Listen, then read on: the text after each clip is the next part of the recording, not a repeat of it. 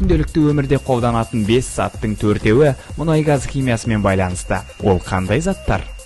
Полиэтилендік пакеттер, тұрмыстық техника, автомобиль дөңгелектері, пластик терезе, аяқ киім, ыдыс-аяқ, медициналық қажеттіліктер және құрылыс материалдары. Мұнай газ химиясы ел экономикасының маңызды саласы. Тұрмыстық химия, құрылыс, автоөнеркәсіп және медицинаның ажырамас бөлігі. Бұл саланың дамуы технологиялық инновация негізінде жаңа жұмыс орындарын ашады. Дайын өнім шығаратын болсақ, импорттан түскен табыс мемлекеттің қаржылық әлеуетін арттырады. Мұнай газ химиясы экономикалық тұрақтылықты, бәсекеге қабілеттілікті және ел мерейін әлемдік аренада үстем етпек.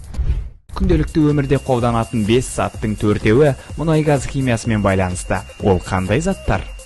Полиэтилендік пакеттер, тұрмыстық техника, автомобиль дөңгелектері, пластик терезе, аяқ киім, ыдыс-аяқ, медициналық қажеттіліктер және құрылыс материалдары. Мұнай газ